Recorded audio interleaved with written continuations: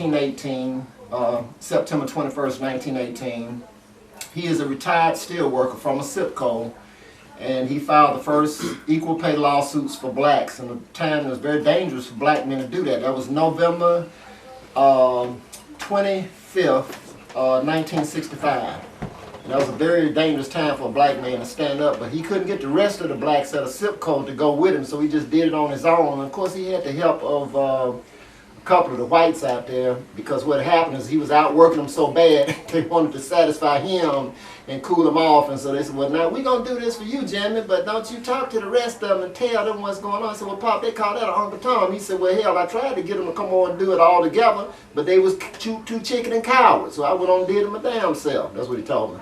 So the Justice Department used to come down here. I was about 10 years old. They'd be down here all the time, and it was real interesting. I really didn't know what was going on, but he used to sit in the window, guarding the house during the times of the bombings, and that's all I remember because I was so young. But that's my daddy right there. He is 99 years old. I know he doesn't look it, and he is a good sound man, and he remembers a lot. And he was married for 62 years. Pop? So I'm Reverend Majadi Baruti, and we are in the historic Smithfield community. Part of the historic aspect of it is from the man you just heard, Brother Kamal Africa, a long time grassroots revolutionary in the area, pushing for many of the historical dynamics to be set here in this area. We are specifically in the East Thomas neighborhood in the area. So, Mr. Walker, as I understand, you are 99 years old, sir? Yeah. Okay. And where were you born? Montgomery, Alabama. That's a county, not in the city. Okay. Tell me what county, Pop. Hopo. What Montgomery County was in Hopo. I thought that was Lowndes County. No. Okay, Hopo. Okay. Okay. Hopo, that's just the name. Montgomery County, what it was. Mm-hmm. Okay. How was your life down there, and how long did you live there? Until I was about 15. About 15? Yeah, What was it like growing up in that area? What was it like growing up in that area? So what was it like growing up? Yes, sir. As far as I was concerned, it's pretty good. Okay. Were you on were you in a rural area, like a farm area? In the farm. Okay. So Renting the farm. My dad was renting. okay. Okay. What made you leave that area? You left at 15? No, not exactly 15. I think I was about 18 when I left the country. Okay. And where did you go after that? Come to Birmingham. What made you come to Birmingham, Alabama? Of all the places on the planet for a black man to come, what made you come to Birmingham, Alabama? Well, that's what you said about Birmingham at that time was a good place. Okay. Yeah. Okay. So you moved here at about 18, 19 years old? Hmm? You moved here at about 18, 19 years old? Yeah. Okay. Well, one reason I said it was a good place, back in them days, I was making 50 cents a day working, and when I come here, I was making, I believe, $4 and, if I ain't mistaken, it was $4.40 a day. Well, dang, When I that's a big jump, man. Yeah. Well, that's the reason I called it a good place. You remember about the year you were drafted into the Army? What year you were drafted? I believe it was 42. Yeah, 42, I believe. I was drafted. Okay. What did you do while you were in the Army? Where did you go overseas?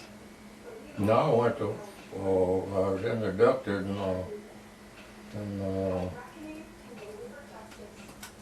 Fort Benning, Georgia. Okay. And I left Fort Benning, Georgia, stayed down there after I got inducted. He sent me up into to Fort McClellan in Anniston up here. Okay. And I stayed up there and took basic training and left there and went out in Arizona. Stayed out in Arizona, but I took desert training out there and left from out there and went to, I believe it was Camp Petrus Henry, and caught the ship and went overseas. Tell him what fort you were. What's the name of the fort out there in Arizona? Fort what? Fort Walker, Fort Chukar.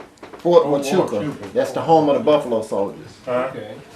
Okay, so Base. Keep average on. did you associate yourself as a Buffalo Soldier at the time? Yeah, that's what I was in the 92nd Infantry Division in Buffalo. Okay. United, what was it? What was the troop?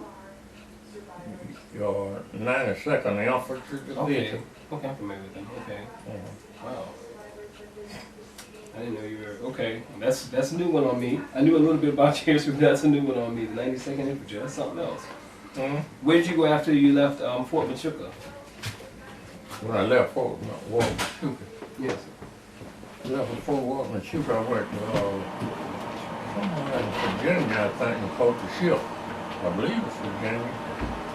Okay.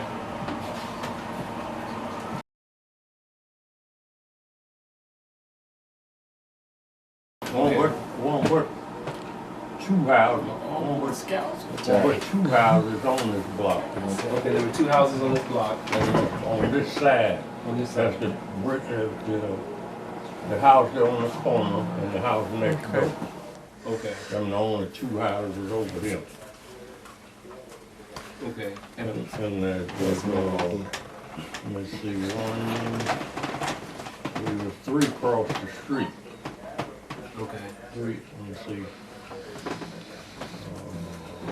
Across there. What house next door to you, Bob? Pardon me? No. What house? Thelma house was the first one across, and then the next house. Okay. Them the only three was over there. Yeah. Okay. There's two over here and three over there. Okay. Everything that's brick over there was not over there. The Okay. older houses, So like my house and our house Wasn't there. wasn't there. no, Okay. none of the brick houses were over there. So No. it was only three over there. Because Bebe Court, Malcolm Court's father, owned that whole lot all the way down to Mr. Devan's house, which is next to you. He sold, he broke those lots up and sold it to him, just like Gaylord sold A.G. Gaston, that Angela Davis's house. Okay. Like what? I'm sorry. A.G. sold it to Gaylord, right, Pop? Yeah, Gaston sold it to Davis, Davis. but he had it cut up before he sold it. That's right. B. Frank Davis was Angela Davis's father. So Okay. so was It was A.G. Gaston. 100 by, it was 100 by 200, I believe, 200 feet deep and 100 feet wide. He cut in half, And that's sold each one 100 feet.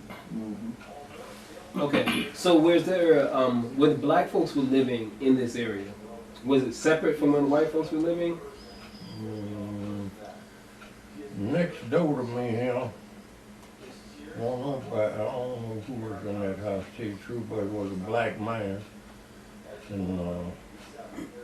And Davis was in the one Right. on the corner there. Okay. Across the street, it was, I can't think of the man's name, but over there, them was all them was black. Okay. And all the white was living across the street, Okay. Across right across the street. across Center, on the other side of Center Street. Yeah. Okay. You got Harris, Washington. Washington was in Thelma's house, and then you had Harris in the house that I got the duplex over there. He was a Dynamite Hill defender too. Okay. The brick houses came much later, Okay. just like Angela's house. They came much later. Okay. That was in the 50s, I believe. Okay, so then let's go ahead and move into some of the issues that y'all had with the white folks here. When you were building your house yourself, did you have any problems with the white folks around here? Because it's funny because you bought it from two white women. Yeah, but they was over the mountain. Okay. They didn't know So they weren't even down here No, anyway. they weren't. Okay. So what was had it? a man across the street.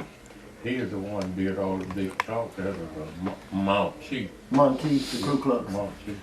on I the don't know corner. whether you're Ku Klux or what. I didn't see him in his jacket. He up there sitting there. But okay. My mother played an instrumental role in getting the lot. He forgot that part. She passed by here every day, and she had a Buick car. Tell him, Pop, what happened. When you be walking from the zip code, and I remember the part he told me he saw his sister. He fell in the ditch looking at her. Man. After coming up there. Damn, He was looking back and he fell in the ditch. Look, that was Miss Tittle.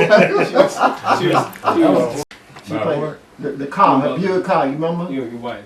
About how you got the light, you remember? She came up and found the sign laying down. Oh, yeah. Mhm. Okay. Yeah, she found the sign out there and just picked the sign up and called them, that's all. Oh, for sale. Called the two ladies. Okay. Called one lady and she told her what she wanted for her and her sister on $7.50 a piece. Okay. What did she sell to get it? Because you didn't have quite enough. What did she do? Who? Mama. She sold her what? Well, she had enough to buy them. I thought you told me she sold a Buick car. She sold that, helping build the house and I could buy the light. How many sisters will do that these days and help their man like that? You gonna sell your bad car? Hell no. They don't do it.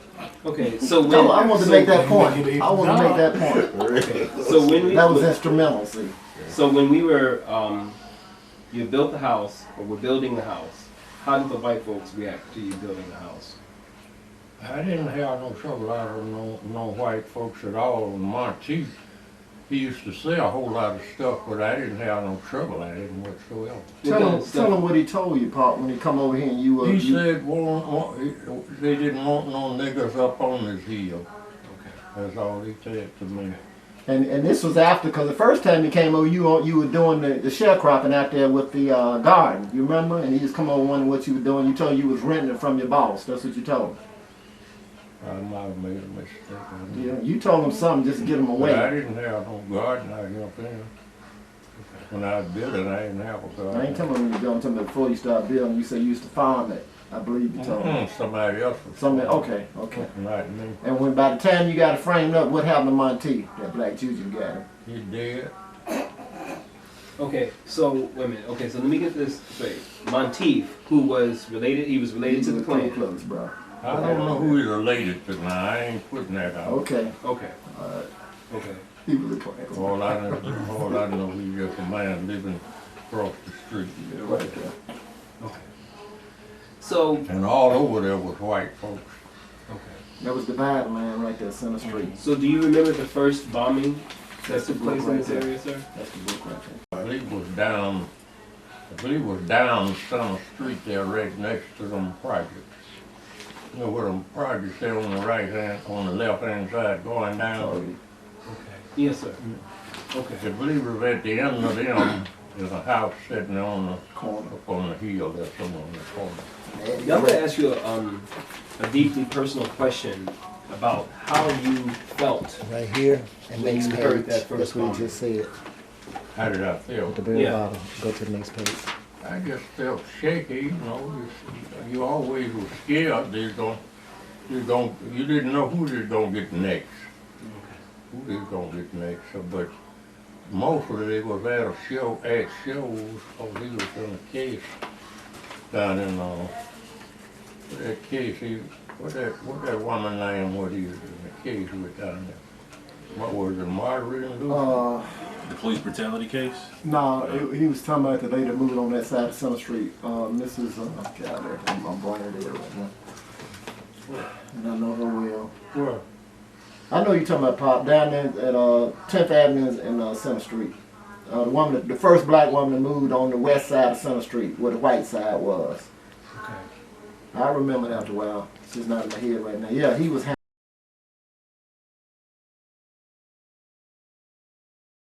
Was it just you and your wife here at the time when you heard the first bombing? no, I don't. It was at night, 11 in the morning. I didn't even hear it, tell you the truth. Okay. I just found it out the next day. Okay. But I don't think nobody got hurt in that house at all. Right. That's right.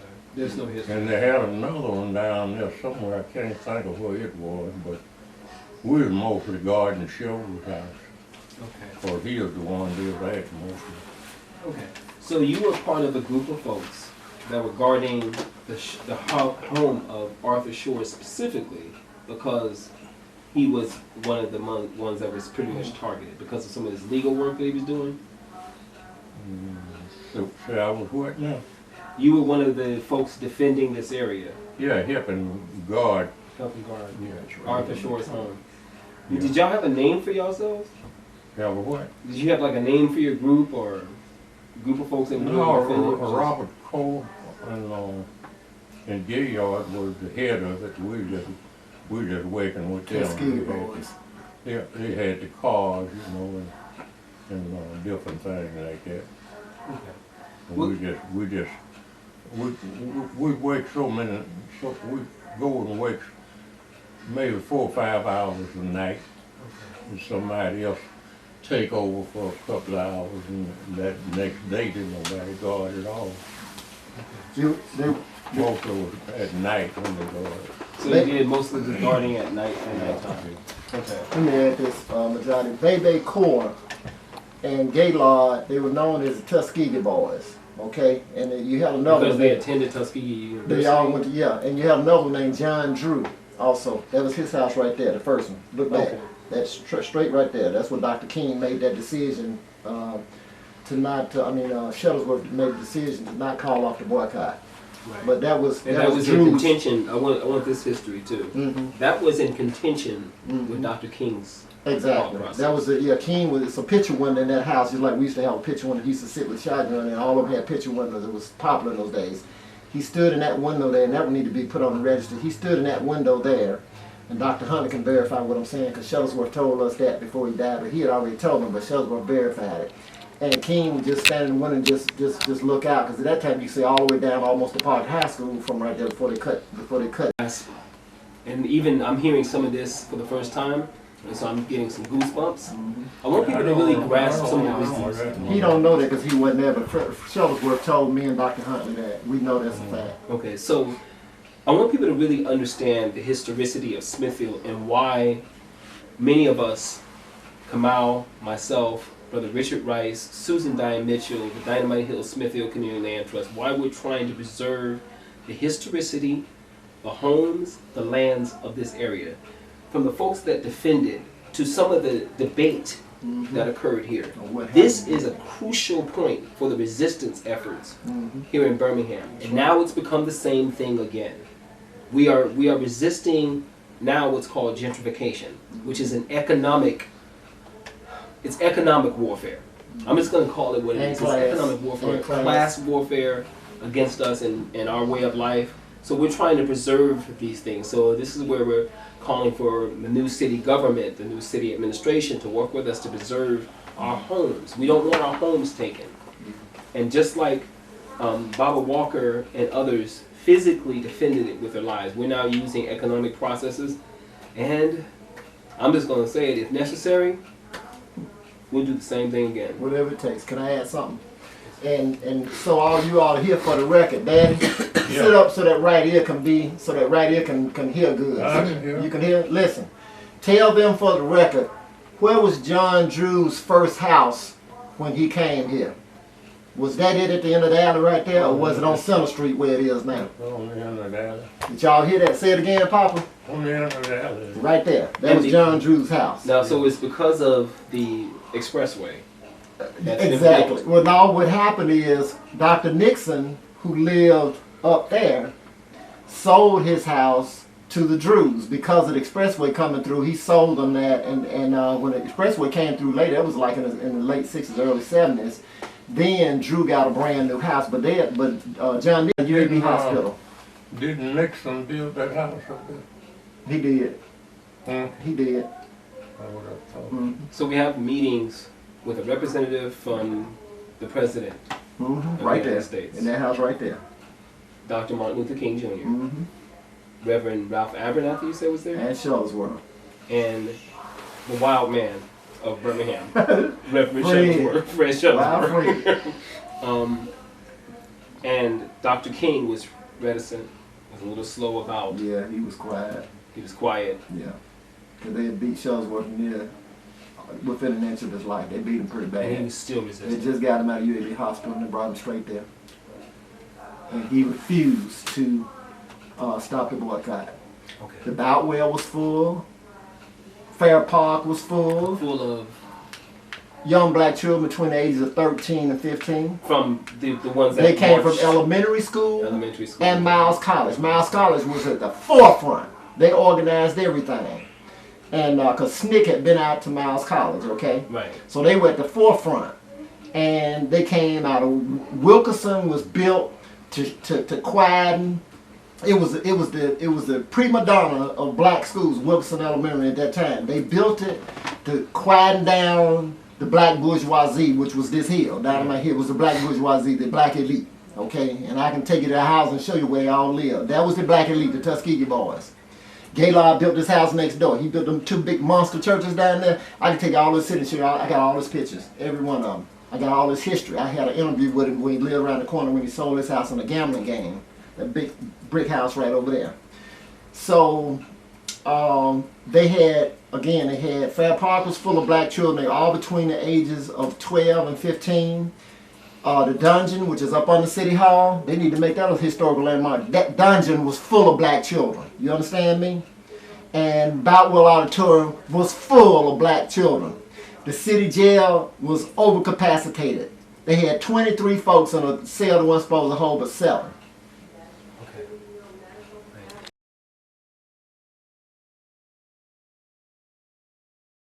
Up to see Frank Copeland. He was the head man. He after this little white man what I was working with went up there with me, and he told him that what I was doing, and he promised to give me a raise, and they never did give it to me. That's when I filed that suit. But that boy had nothing to do with this Rush Petaway case and all that. Yeah, later on. Yeah, that was in the 70s. That won't even have nothing to do with it, but But you that did, happened afterwards. yeah, but you did tell me you talked to the other blacks and they was getting treated the same way and they wouldn't do nothing, so you went on your No, own. I didn't talk to them about nothing. Okay. That's a different case. I know it's a different case, but I'm But just I saying. didn't talk to them about it. Okay. You just went on for yourself. Yeah. Okay. But the rest of them were scared. They wouldn't even ask for a raise. So did they just not pay? White folks did not just pay attention to you? Did they not like respond to you? They promised me what they was gonna do, but they never did it. Yeah. Okay. And he was doing 3 times the work. That's why the white man that was working with him went up About there in his 3 favor. times, Marlon. I was doing. You was This out man, working. I was doing the work. This man was doing. He's running a crayon and working. He's working with me. But every now and then they called him somewhere to run a crayon, and when he go, I just do all the work, do my work and he doesn't too. What was your lawsuit called? Did it have a particular name to the structure of your lawsuit? He You- don't know that. It was just an equal pay lawsuit. An equal That's pay all. lawsuit. Okay. Yeah. You know what I'm talking about. Yeah. Okay. This for equal pay, that's all. Okay. So through the years of living here in the Smithfield community, Bob Walker, what has it been like? I mean, because that's like 50. Is that 50 years? 50 years of bombings. How long did y'all resist? How long did y'all defend these homes here? What talking about gardening doing? No. Yeah. How long did y'all have to fight and keep God on your house? It didn't last that long, maybe a year or better, something like that. And we were able to stop. I mean, you weren't able to stop the bombings because they continued after that. Yeah, but they won't, Not up here. they won't do nothing up here. Yeah. They're bombing some everywhere then. They'd shoot your ass. That's why they ain't bomb up here no more. Yeah, because they had a couple incidents. Oh, okay. I want to. The elders, for the most part, with the exception of the Dynamite Hill defenders and the ones directly involved in the civil rights movement, which was the leadership, they were afraid because the banks would call their loans in or they would fire black folks from their jobs if they found that they were involved. And so the children said, hell no, we ain't taking it. And it was organized, like I said, SNCC had been out to Miles College. It was organized by the SNCC people. And the students took it upon themselves, and then they would listen to, at that time he was called Shelley the Playboy, Shelley Stewart. Okay. And he had a code, and they used the code just like the Africans did with the drum. They had a code, and everybody knew the time and the day they were going to walk out. They all walked out of school. The hell with the principal and the teacher, whatever they want to say, we going. They got up and walked out. Elementary, There wasn't no middle school. It was either elementary or high school. The elementary and high schools turned out. Okay, so it's Miles College, elementary schools, and the high And the high school, they turned out and went down in mass to Kelly Ingram Park. And that's what happened. Okay. It was a children's movement, they call it. Rarely any of them were over 17, because you know at 18 you graduate. So going in at 18 you graduate. Worked them literally to death. And if they died on the plant or on the job, they took them back, took the bodies back. The morgue got them, and since they were convicts, they put them in a grave, and nobody ever saw them again. He saw my brother.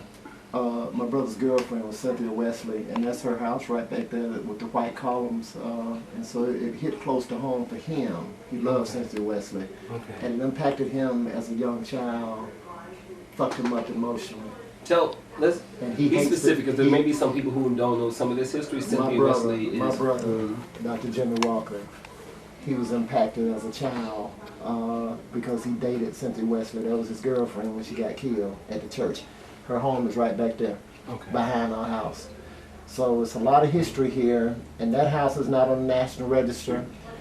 The house where John Drew and King and Abernathy, that's not on the register. This house is not on the register. All the Dynamite Hill and the Tuskegee Boys houses should be on the register. Angela's house is on the register because she was Angela Davis and got international attention. So it's our duty to get the rest. That's what Renee was going to work on during the second portion of getting all the, and I got the list already of all the houses. The guy from the National Trust said, we got more properties that can be listed on the National Register. They got $75 million. We must take advantage of it. When those two buses come, they stop right up here, some stop here, some stop in front of Angela's house.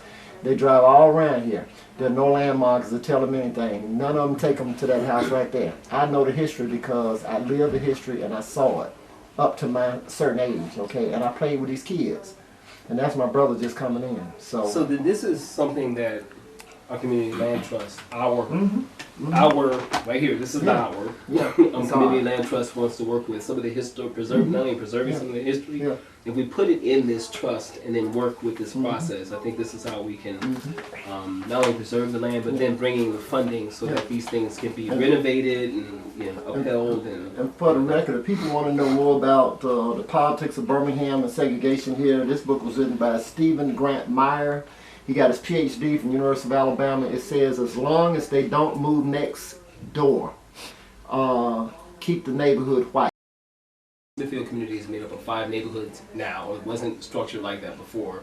We found a lot of restructuring of neighborhoods and communities for years, probably to disempower the black economic power that was up here at one point at the top of Dynamite Hill. So we're in Birmingham, Alabama, and as I spoke, we are literally at the top of what's called Dynamite Hill. This area of Birmingham is well known for the 50 bombings. Some people say 40. I think it's a little bit closer to 50. I'm still guesstimating on some of that.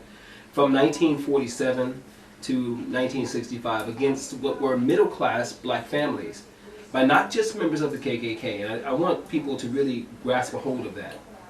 People like to attribute a lot of this anti-black work to the KKK alone.